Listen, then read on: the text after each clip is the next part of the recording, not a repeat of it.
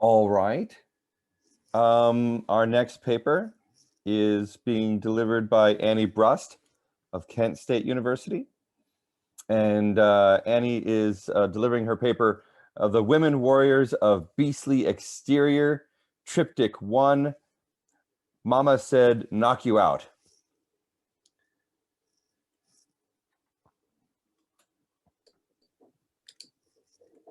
Hi, I missed the end there because when I was transitioning in. That's right. Hello, I just everyone. read your paper title, so it's all you. Well, thank you. I just gave you a little bit of a visual just because there are 3 parts to what I'm going to be discussing today. So my PowerPoint today is quite rudimentary, so bear with me here. Here we go.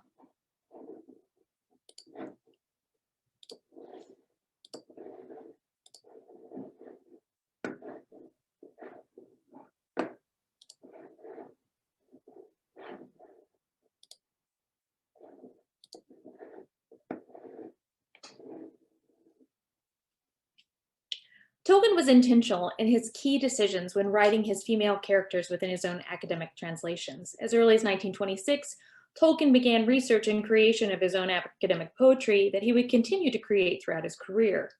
It is through the keen reworking of these original works of medieval Norse and Celtic poetry that we see Tolkien deliberately writing strong and influential female characters in feminine spaces. Therefore, in order to trace the progression of female power throughout Tolkien's writing process, I utilize a triptych model to serve as a way to frame the art of Tolkien's creative process to map my discussion and show the progression of his art. The first woman of the triptych art of battle women is Grendel's mother in the poem Beowulf. Grendel's mother is a character often marginalized by critics due to her ghastly appearance and murderous rage, although she by far is the strongest and most agile character within the Beowulf poem. Her feminized spaces in Tolkien's description of Grendel's mother and her lair become an epicenter for strength and advantage, which makes her unique in her womanhood. Not to mention that her duty is to avenge the brutal murder of her son. She does not go on a killing spree, but strikes strategically, knowing her retribution will be targeted at crippling Hrothgar's ruling powers in the death of his most trusted and loyal advisor, Ashera. She literally removes his head from power and displays her statement on a pike, marking the entrance to her lair. Her strike is logical and not without foresight, and her strength is that of an Amazon warrior. Yet as Tolkien describes her, she is one who is perplexed by woe and grief. There is a sympathy for her character and the dilemma with which she is faced, not seen in other translations. She is introduced as a mourning mother and prideful warrior that remains the last of her kind. She knows that her obligation to familial honor will bring about destruction, and she is contemplative in her attack. Quote, "There was Grendel's mother, swiftly ready to revenge her own once more. Full of anguish she took the road. Death had taken her son, the wrathful valor of the wind, loving geese." End quote. In this example, Grendel's mother is portrayed as a human and grieving parent. She not only acknowledges the death of her own son and her personal grief, but also the transgressions that brought about his death. In this passage of her description, Beowulf is recounting his memory of the she-beast, and while he is in the midst of a boasting epilogue about his adventures in Denmark, he characterizes her as a woman defending her son, racked with woe, not as the hell beast, but as a human mother perplexed by grief she feels paired with the obligation to defend her people, all the while knowing the outcome will be disastrous, but she is bound by the warrior code. This code, according to Hill, is a set of rules that mitigate her or his behavior and obligation, including warrior loyalty, gift exchange, revenge obligation, and ultimate, perhaps even suicidal courage. The focus here is one reminiscent of a soldier of war, not as an unwarranted demon, and the Geats are marauders who seek out turmoil in their wind-loving nature as they commonly set upon the sea to range and raid new lands, seeking fame and glory at others' expense. Earlier in the story, upon our first encounter with her, Tolkien writes her as one of great might and terror, one who can only be compared with quote, "the terror of a woman in battle compared with the armed man, when the sword with the wire-bound hilt, hammer-forged, its blade strained with dripping blood, trusty of edge, cleaves the opposing boar chest high upon the helm." End quote. She is characterized as an ominous power, one of terror and physical dominance. However, this particular line proves problematic within many translations because the poet describes her as horrific and terrorsome. yet not quite as strong as a man fully armed? How can she be fierce and terrible, yet not as powerful as man in full armor? In my best estimation, the passage is addressing several oddities in seeing woman in battle by one that would not expect such power, but also addressing motherhood by nature as nurturing and protective. She encompasses all these aspects. Furthermore, there is only one of her, yet men armed, suggests a multitude of warriors bent on destruction. However, the armor and weaponry prove contradictory, since we have been informed that she and her kind are the kin of Cain and have bewitched all men's weapons, rendering them useless against her skin. Therefore, Tolkien takes care here to phrase her as one that is a woman unarmed against armed men, but also is adhering to the original description in poetry. In the original text, Grendel's mother is an omnipotent force, strong and powerful and full of anguish from the loss of her only son. She is introduced as a creature of great physical strength and one who has seen death and battle. Consider Heaney's translation of her in the same lines. Her onslaught was less only by as much as an Amazon warrior's strength is less than an armed man's, when the hefted sword is hammered edge and gleaming blade swathed in blood, raises a sturdy boar edge off a helmet. Heaney introduces her power as fierce yet limited when faced against a ravaging horde of angry Geats who are bent on spilling blood and who ultimately are stronger because they are men. His words seem to hinge on the common idea that men have more upper body strength than women, as in an Amazon warrior's blade strength is less than an armed man's. However, if history serves correctly, innumerable Amazonian warriors bested hordes of male armies with their own arms and blades. Considered Menelope and Hippolyta, two Amazon warriors who brought down Hercules, Theseus, and the Greeks. Orinthia, the queen of the Amazons, was known for conquering many lands and arms and her fellow Amazonian warriors. My point here is not to give a Greek history lesson, but to evidence the bias as applied to a female, purely because she is female, and to illustrate that even the analogy used to proffer the slight is historically inaccurate.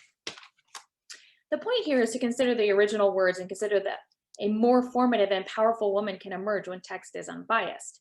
Therefore, consider Tolkien's handling of the same passage in prose in his translation on the same lines.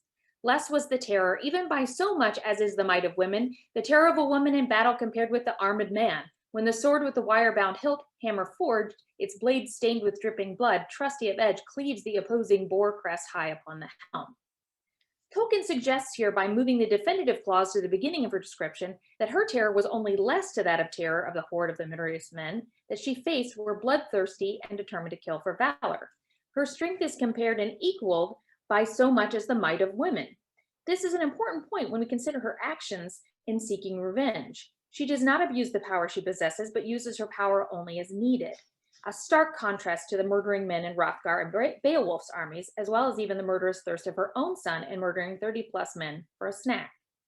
She exacts her revenge on one figure, Ashera, who was the strategic advisor and close friend of Hrothgar. Therefore, she proves Tolkien's point by establishing her terror is only less because she is not in the same category as murderous men who only kill for sport, but rather she is a true and honorable warrior bound to duty and the code of ethics. There is a great deal to parse here because each version, while adhering to the original Old English, varies in its tone towards Grendel's mother's strength and honor. Many stick to the poetry, but seem to de-emphasize Grendel's mother's power by relating it only to that of a man or men in battle. In Tolkien's own words, he explains how translation of Beowulf is a tricky task, wherein it is plain that the translator dealing with these compounded words must hesitate between simply naming the thing denoted and resolving the combination into a phrase. The former method retains the compactness of the original but loses its color. The latter retains the color, but even if it does not falsify or exaggerate it, it loses and weakens the texture. Similarly, in approaching his own choices in writing Grendel's mother, he chooses to put that emphasis on her facing a horde of armed men as opposed to just armed men. The word that carries the most significance in this passage is Efna from the original Old English. Roughly translated, the term suggests to liken, but it is difficult to glean an exact idea of what the poet was implying about her power. She is described as strong, but it is unclear whether she was stronger than just one man or an army of battle-crazed men. Additionally, it is acute that her power is also reminiscent of the Amazonian battle women of history, and whose failing only resides in her lack of evil compared to the evil of men. It seems that the poet implies that she could be bested, even as her son was, by a horde of glory-seeking Geats that were bent on destroying her and her kind, confirming that man's evil, vanity, and greed is more monstrous than she. The word Efna means evenly, but as a form of ethnon, suggesting to liken, to compare, or to make even. Therefore, if we look at Tolkien's example about compound phrasing and parsing the combination of ethna, and lesa in the phrase lesa ethna, it would suggest that the meaning is compare in possibly a lesser way. However, lesa is a form of lesan, which also means lest in conjunction with the subject which is she, say, or she, Grendel's mother. The idea of lest would suggest that she is more powerful lest she be faced with the impossible odds, or lest she be compared to men, which is actually the phrase that Tolkien uses, even by so much as, suggesting that she is faced with impossible odds by men in boar-crested high on their helmets.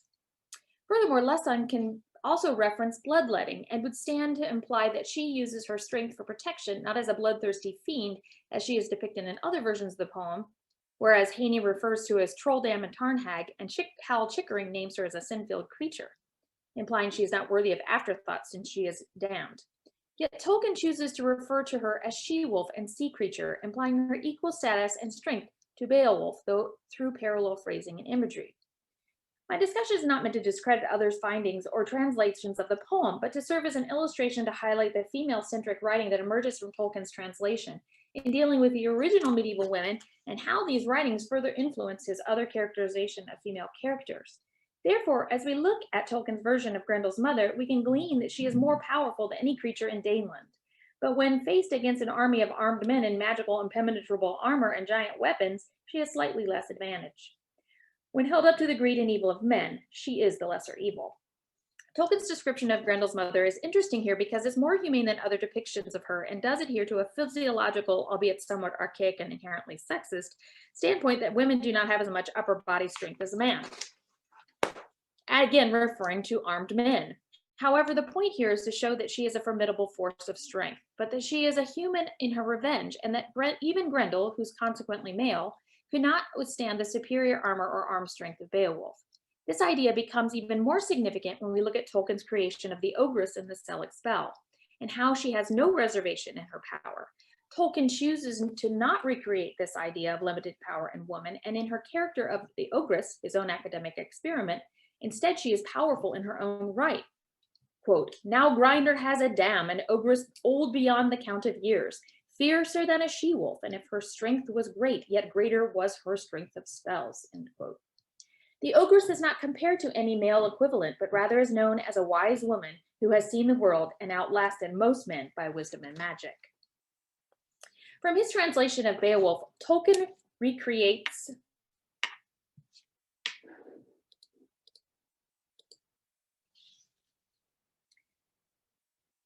the same fierce and powerful character in the Ogress in his academic adaptation of the Beowulf poem Selic Spell. The word Selic derives from Proto-Germanic Selvikalikas and linked to Gothic origins meaning strange, fantastic, or marvelous. Selic is also a common surname in English origin. Therefore, the very name of the story suggests that its contents convey extraordinary magic over the audience and those characters involved in the saga. In looking at the characters, particularly Ogress, it is significant to acknowledge that her character is prefaced by the fantastical. Similar to historical and literary counterpart, Grendel's mother and her contemporaries in Ungoliant and Shelob, she proves to be a character of infinite wisdom coupled with uniquely female strength that instills fear in the men who encounter her. The Ogress from the Selic spell is an equally imposing presence, yet she is also described as a familiar figure that is focused on her matrilineal strength, as she is a dam and a dowager and the matron of her family. The story of the Selic spell at times mimics that of Beowulf poem in the quest of a hero to rid a golden hall of a beast, albeit venturing from the original text in names and length, as the story is incomplete according to Christopher Tolkien's account. The land is being marauded by a fierce beast named Grinder who is killing the king's men. A hero named Beowulf comes across the land and saves the kingdom by killing the beast. Here is where the Ogress makes her debut. Racked with misery by the death of her only son, she seeks out retribution. She is the head of her kingdom and obliged by warrior code to avenge the death of her kin. Tolkien continues with this idea of a familial head and ruler of her kind in his description of her introduction to the story. She was, quote, an ogress beyond the count of years, fiercer than any she-wolf, end quote. It is important to note her description here, which not only implies her wisdom from all she has experienced and seen in her beyond the count of years, but also that she too is even more impressive than the Beowulf poet suggests. She is fiercer than the she-wolf, a term also applied to Grendel's mother that suggests a lineage in equal match to Beowulf.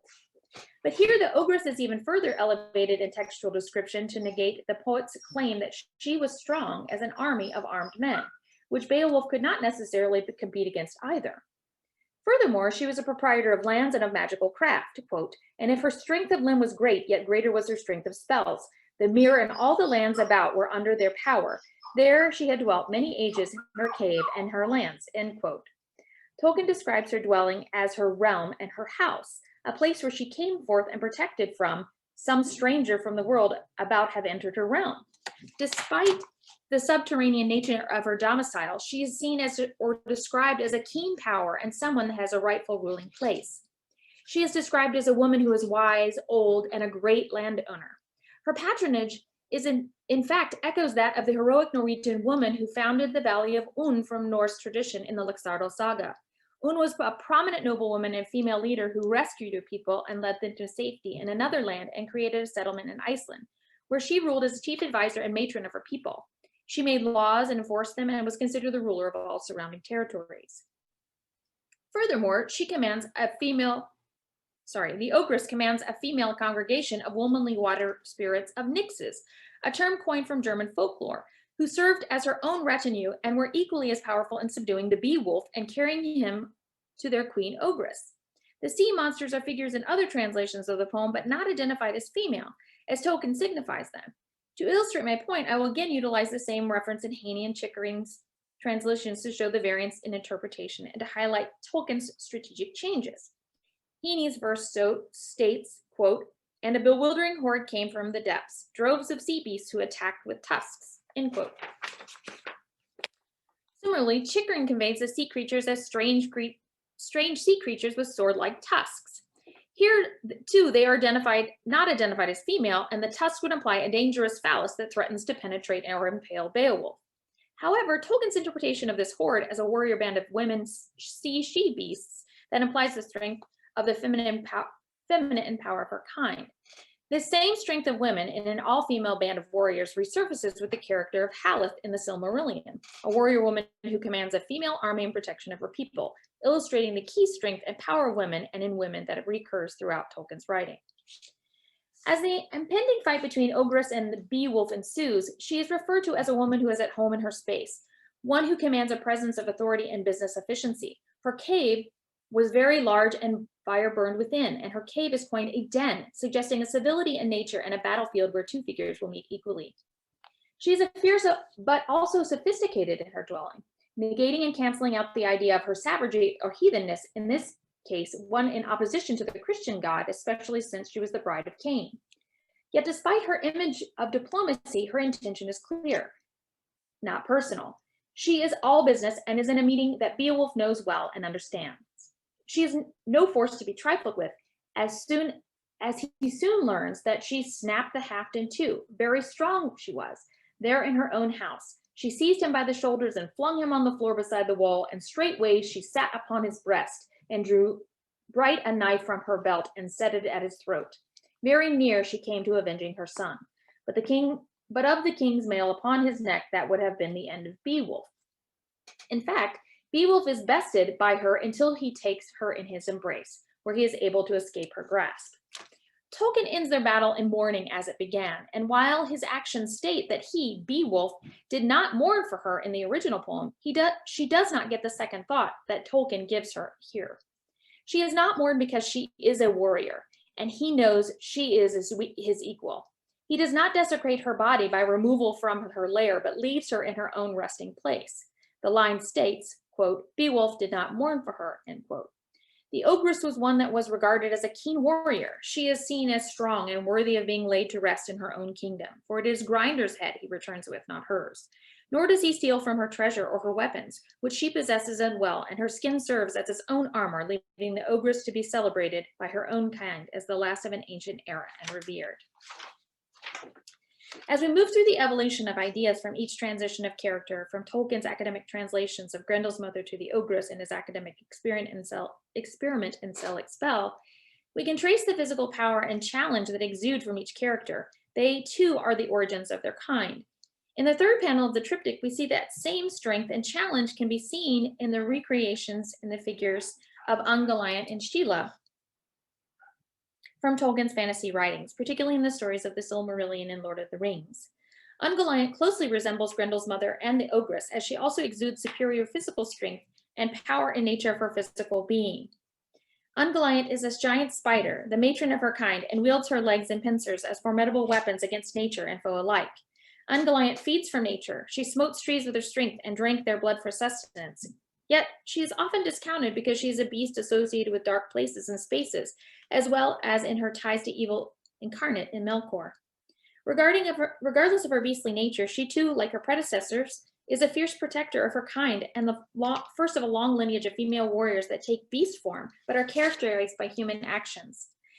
Quote, these spiders of a fell race of Ungoliant abode, spinning their unseen webs in which all living things are snared.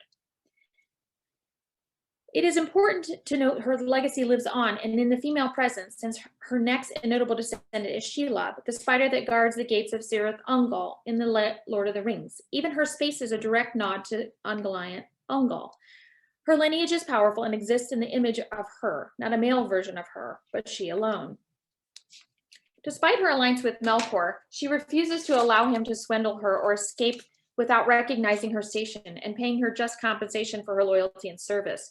She obtains the Silmarils, jewels created by the Noldor that are rare and precious, and hold great power from Morgoth, and overcomes him with her physical power, much in the same way that Grendel's mother and the Ogress subdue Beowulf and Beowulf. Ungoliant uses her strength to fight for her kind and survival, but is trapped eventually by Melkor's greed. Much like Grendel's mother and the Ogress are trapped by their use of human weapons. Whereas Grendel's mother succumbs to gloating over her pinning of Beowulf, the Ogress chides Beowulf for his puniness. Ungoliant devours the gems as a consumption of greed, all of which deny the female acts of warrior code and retribution as they momentarily take on the roles of male greed and boasting, which inevitably cause their demise. As each woman shows her strength and physical power and conviction, allow her to defeat evil or male pride, but it is when they succumb to male greed that they are overcome by it. Ungoliant is described in the Silmarillion as a foe of great discipline, one who can control and subdue even the greatest darkness as a means of strength and protection of self. Quote, but Ungoliant had grown great, and he less by power that had gone out of him. And she rose against him, and her cloud closed about him in a web of clinging throngs to strangle him, end quote. She used her physical strength to protect herself and for self-preservation as the queen and matron of her kind. Despite her power, she goes against her nature by serving Melkor and is thus corrupted. She destroys the ancient trees, and in her desire for ultimate power, she physically consumes the Silmarils by eating them.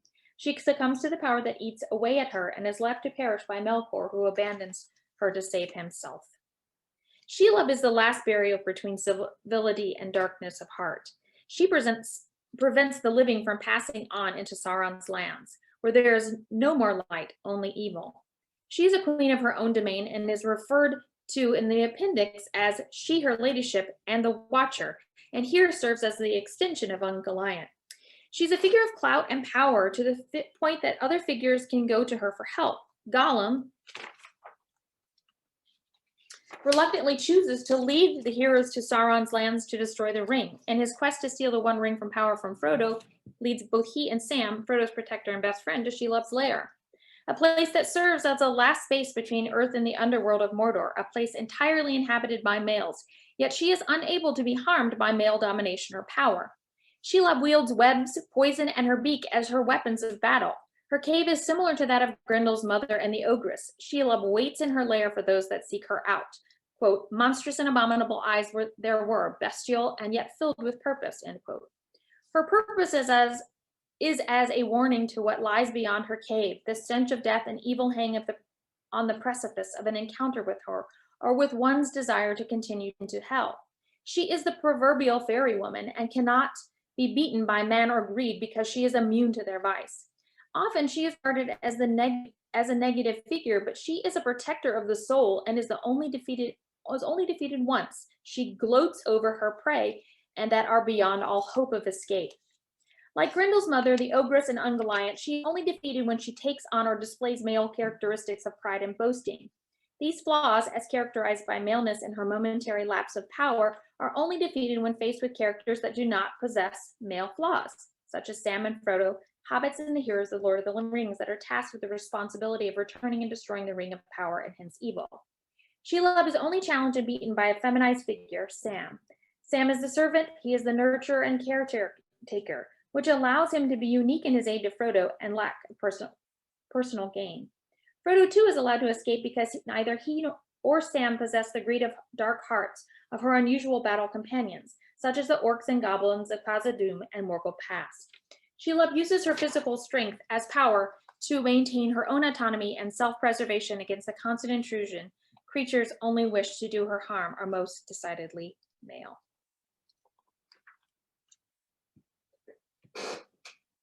And I'll end there because I'm a little over my time. So, thank you.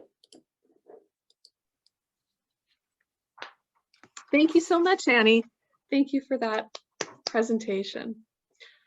Okay, well, I'd like to invite people to use the Q&A to type your questions in, any questions that you have for Annie. And Annie, you might need to stop sharing your screen.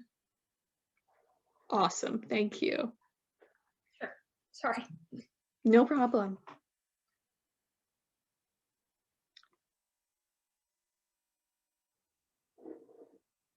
All right, so please type your questions into the Q&A. And while we're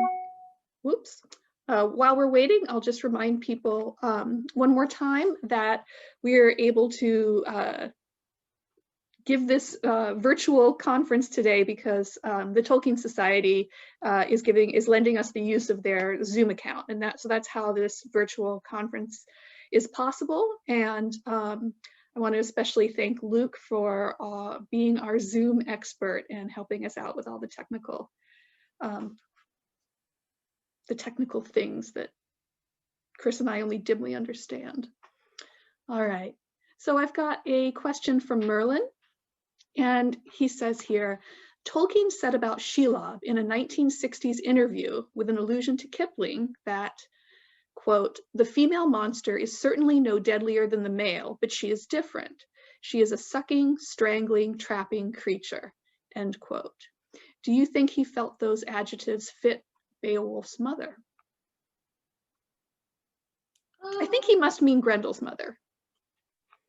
Yeah, maybe they did fit Beowulf's mother, I'm not sure. So Onella could have been Onella's queen, so possibly. I don't necessarily know that I would agree with that. And I think that in the case that he is using those adjectives, I think he's using them in reference to the spider, especially that just in her bestial form. I don't necessarily know that he's saying that she's different in that sense, however we use the adjectives. So we do have to be careful about the gender norms there too. Not to say that he didn't necessarily fit in his own time period in some aspects, but he didn't fit in his own time period in a lot of aspects too, which is why he chose to write what he did. He wasn't satisfied with the way, fiction was being written at the time. I do think that I absolutely agree with the fact that they are very different entities as far as, the male figure of power and the female figure of power. And I think just because they're dark figures doesn't make them any less powerful. So I don't know if that really answers the question, but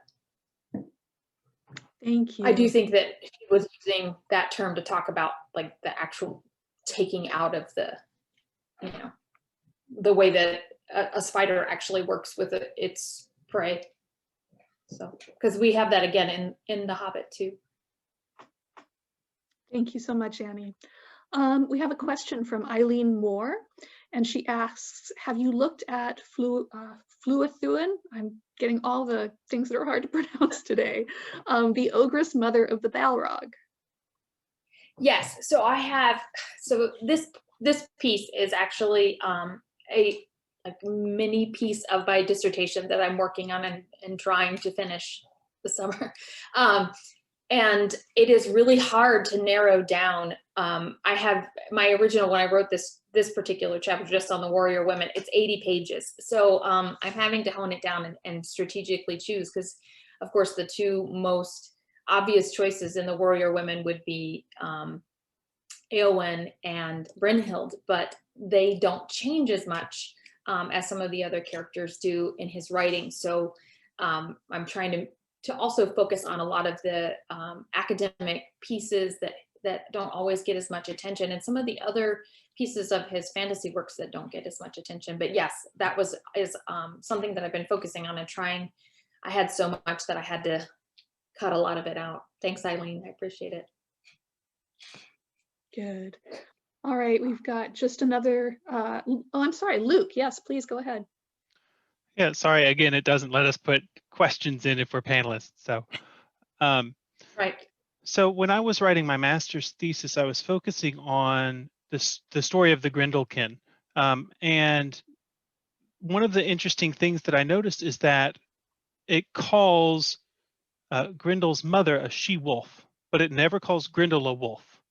And Right. it gives her those extra kind of more masculine descriptors. And it seemed to me, and I found a bit of research about how part of that is her taking on the role of the Revenger, which was a traditional Thane role. They would avenge their liege king. So I really, really like your analysis of kind of the gender conflict there. But I was wondering if the labeling of Grendel's mother takes it even a step further, if you've looked into that at all. Yeah, I have, because that also becomes an issue when we talk about Eowyn and Durnhelm too. You know, when you're talking about taking on that male status as the Revenger or Avenger, and even in looking at modern Marvel concepts there too, and the taking on of male characteristics or male epithets, you know, to be able to be physically have that physical warrior status.